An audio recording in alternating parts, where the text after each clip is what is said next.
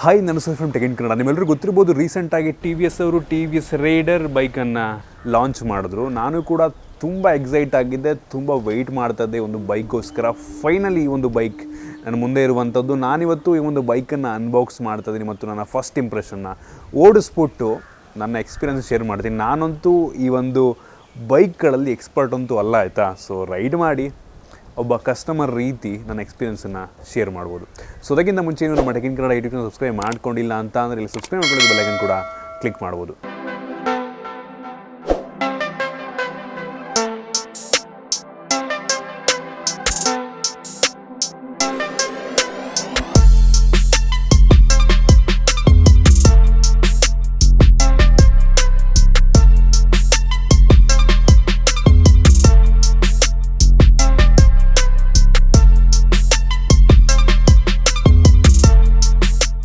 Okay, finally ಗಮನಿಸ್ತಾ ಇದ್ದರೆ ಈ ಒಂದು TVS ರೈಡರ್ ಬೈಕ್ ನಿಮಗೆ ಈ ರೀತಿ ನೋಡೋ ಸಿಗ್ತಾ ಇರುವಂಥದ್ದು. ಫಸ್ಟ್ ಆಫ್ ಆಲ್, ನಾನು ಬೈಕ್ಗಳ ಎಕ್ಸ್ಪರ್ಟ್ ಅಂತೂ ಅಲ್ಲ, ಆಯಿತಾ. ನಾನು ಒಂದು 2 ದಿನದಿಂದ ಯೂಸ್ ಮಾಡಿ ನನ್ನ ಎಕ್ಸ್ಪೀರಿಯನ್ಸ್ ನಿಮ್ಮ ಹತ್ರ ಶೇರ್ ಮಾಡ್ಬೋದು. ಫಸ್ಟ್ ಆಫ್ ಆಲ್, ಈ ಒಂದು ಬೈಕ್ನ ಡಿಸೈನ್ ಮತ್ತು ಬಿಲ್ಡ್ ಕ್ವಾಲಿಟಿ ಬಗ್ಗೆ ಮಾತನಾಡಬೇಕಂತ ಅಂದರೆ, ಈ ಒಂದು ಬೈಕ್ ಏನಿದೆ ಇದು 123 kg ವೆಯ್ಟ್ ಇರುವಂಥದ್ದು, ಆಯಿತಾ. ಸೊ ಒಂದು ಥರ ನೀವು ಓಡಿಸ್ಬೇಕಾದ್ರೆ ಲೈಟ್ ಫೀಲ್ನ ಕೊಡುತ್ತೆ. ಹ್ಯಾಂಡ್ಲಿಂಗ್ ಮಾಡೋಕ್ಕೆ ತುಂಬ ಈಸಿ, ಆಯಿತಾ.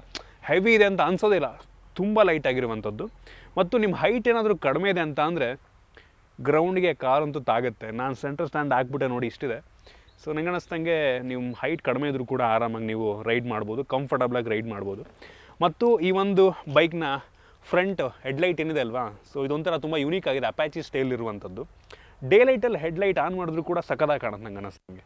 ಮತ್ತು ಹಿಂದ್ಗಡೆ ರೇರ್ ಟೇಲ್ ಲ್ಯಾಂಪ್ ಏನಿದೆ ಅಲ್ವಾ, ಸೊ ಇದು ಕೂಡ ತುಂಬ ಯೂನಿಕ್ ಆಗಿರುವಂಥದ್ದು, ನೋಡ್ತಾ ಇದ್ದೀರಾ. ಇನ್ನು ಈ ಒಂದು ಟ್ಯಾಂಕು ನೋಡೋಕೆ ಮಾತ್ರ ಹ್ಯೂಜಾಗಿ ಕಾಣುತ್ತೆ, ಆಯಿತಾ. ಇದರ capacity 10 litre. So look wise ಇದು ಕೂಡ ತುಂಬ ಒಂಥರ ಹ್ಯೂಜ್ ಬೈಕ್, ಒಂಥರ ಹ್ಯೂಜ್ ಆಗಿದೆ ಅಂತ ಅನಿಸುತ್ತೆ, ಆಯಿತಾ. ಇನ್ನು ಹಿಂದ್ಗಡೆ ಸೀಟಿಗೆ ಬಂತು ಅಂತ ಅಂದರೆ ಸ್ಪ್ಲಿಟ್ ಸೀಟು ನೋಡ್ತಾ ಇದ್ದೀರಾ. ಮತ್ತು ವಿಡ್ತು ಒಂಥರ ದೊಡ್ಡದಾಗಿದೆ. ಸೊ ನಿಮ್ಮ ಸಂಪೂರ್ಣ ಬ್ಯಾಕ್ ಇದರಲ್ಲಿ ತುಂಬ ಚೆನ್ನಾಗಿ ಕೂತ್ಕೊಳ್ಳುತ್ತೆ, ಕಂಫರ್ಟಬಲಾಗಿ ಕೂತ್ಕೋಬೋದು, ಆಯಿತಾ.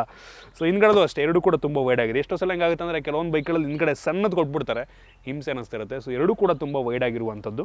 ಮತ್ತು ಮೋನೋ ಸಸ್ಪೆನ್ಷನ್, ಆಯಿತಾ. ಸೊ ಓಡಿಸ್ಬೇಕಾರೆ ಕಲ್ಲು ರೋಡು, ಮಣ್ಣು ರೋಡು, ಸೊ ಅದು ಕೂಡ ತುಂಬ ಒಂದು ರೀತಿ ಸ್ಮೂತ್ ಫೀಲ್ನ ಕೊಡುತ್ತೆ ನಿಮಗೆ ಓಡಿಸ್ಬೇಕಾದ್ರೆ. ಇನ್ನು ಈ ಒಂದು ಬೈಕ್ನ ಹಿಂದ್ಗಡೆ ಸೀಟಲ್ಲಿ ನಿಮಗೆ ಸ್ಟೋರೇಜ್ ಕೂಡ ಸಿಗ್ತಾ ಇರುವಂಥದ್ದು. ಹೆವಿ ಸ್ಟೋರೇಜ್ ಎಕ್ಸ್ಪೆಕ್ಟ್ ಮಾಡಬೇಡಿ. ಒಂದು 3-4 ಫೋನು, ಕೆಲವೊಂದು ಡಾಕ್ಯುಮೆಂಟ್ ಇಟ್ಕೊಳ್ಳೋದಕ್ಕೊಂದು ಜಾಗ ಇದೆ. ಒಂದು ಒಳ್ಳೆ ವಿಷಯ ಅಂತ ಹೇಳಕ್ಕೆ ಇಷ್ಟಪಡ್ತೀನಿ. ಈ ಒಂದು ಬೈಕ್ನ ಫ್ರಂಟು ಮತ್ತು ಬ್ಯಾಕ್ ವೀಲ್ಸ್ ಎರಡೂ ಕೂಡ ಅಲಾಯ್ ವೀಲ್ಸ್ ಆಗಿರುವಂಥದ್ದು. ಮತ್ತು ಟ್ಯೂಬ್ಲೆಸ್ ಟೈರ್ಸು, ಟೈರ್ ವೈಡ್ ಆಗಿದೆ, ಚಂಕಿ ಆಗಿರುವಂಥದ್ದು. ಹಿಂದ್ಗಡೆ ಟೈರ್ ಏನಿದೆ ಇದು ಡ್ರಮ್ ಬ್ರೇಕ್ಸ್ನ ಜೊತೆಗೆ ಬಂದರೆ ಫ್ರಂಟ್ ಟೈರ್ ಏನಿದೆ ಅದು ನಿಮಗೆ 2 ಆಪ್ಷನ್ ಸಿಗುತ್ತೆ. ಒಂದು ಬೇಸ್ ವೇರಿಯಂಟಲ್ಲಿ ಡ್ರಮ್ ಬ್ರೇಕ್ಸು ಮತ್ತು ಹೈಯರ್ ವೇರಿಯಂಟಲ್ಲಿ ನಿಮಗೆ ಡಿಸ್ಕ್ ಬ್ರೇಕ್ ಇರುತ್ತೆ.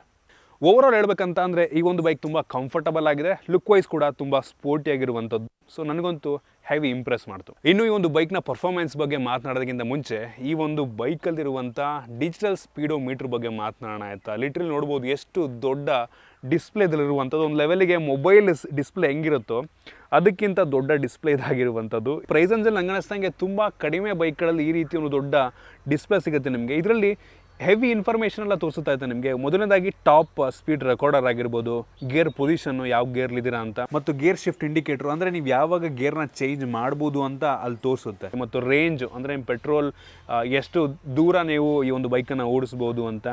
ಮತ್ತು ಇದೇ ರೀತಿ ಅನೇಕ ಇನ್ಫಾರ್ಮೇಷನ್ ನಿಮಗೆ ಇದರಲ್ಲಿ ಸಿಗುತ್ತೆ. ಮತ್ತು 2 ಬಟನ್ಸ್ ಕೂಡ ನಿಮಗೆ ಸಿಗ್ತಾ ಇರುವಂಥದ್ದು. ಒಂದು ಮೋಡನ್ನು ಚೇಂಜ್ ಮಾಡೋದು ಮತ್ತು ಇನ್ನೊಂದು ಸೆಟ್ ಬಟನ್ನು. ಇದರ ನಂತರ ಈ ಒಂದು ಬೈಕಲ್ಲಿ ನಿಮಗೆ USB ಚಾರ್ಜಿಂಗ್ ಪೋರ್ಟ್ ಕೂಡ ಸಿಗ್ತಾ ಇರುವಂಥದ್ದು ಒಂದು ಒಳ್ಳೆಯ ವಿಷಯ. ಆನ್ ದ ಗೋ ನೀವು ನಿಮ್ಮ ಮೊಬೈಲ್ನ ಅಥವಾ ಯಾವುದಾದ್ರೂ ಒಂದು ನಿಮ್ಮ ಗ್ಯಾಜೆಟನ್ನು ಚಾರ್ಜ್ ಮಾಡ್ಕೊಬೋದು. ಸೂಪರ್ ಅಂತ ಹೇಳೋಕ್ಕೆ ಇಷ್ಟಪಡ್ತೀನಿ.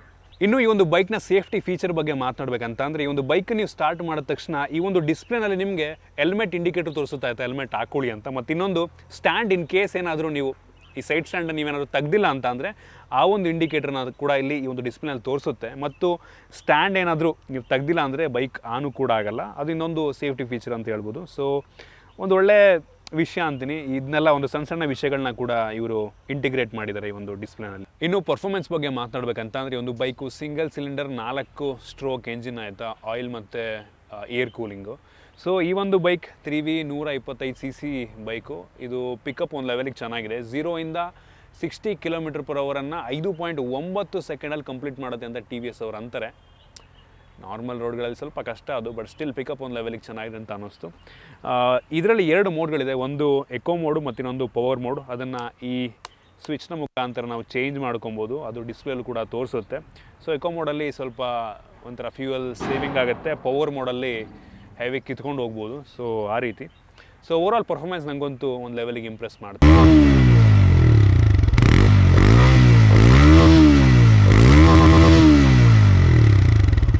ಇನ್ನು ಗೇರಿಗೆ ಬಂತು ಅಂತಂದರೆ 5 ಸ್ಪೀಡ್ ಗೇರ್ ಆಯಿತಾ. ಟ್ರಾನ್ಸ್ಮಿಷನ್ ಅಂತೂ ತುಂಬ ಸ್ಮೂತ್ ಅನ್ನಿಸ್ತು.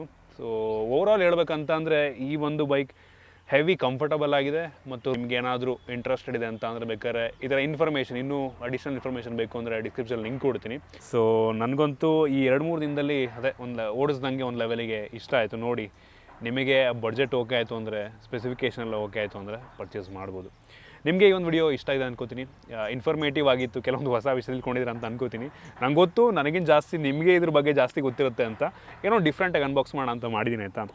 ಲೈಕ್ ಮಾಡಿ, ಶೇರ್ ಮಾಡಿ. ಈ ರೀತಿ ನಮ್ಮ ಬೇರೆ ವಿಡಿಯೋ ನಮ್ಮ tech in Kannada YouTube channel subscribe ಮಾಡ್ಕೊಂಡಿಲ್ಲ ಅಂತ ಅಂದರೆ ಸಬ್ಸ್ಕ್ರೈಬ್ ಮಾಡೋದು, ಬೆಲ್ ಐಕಾನ್ ಕೂಡ ಕ್ಲಿಕ್ ಮಾಡ್ಬೋದು. ಸಿಗೋಣ ಮುಂದಿನ.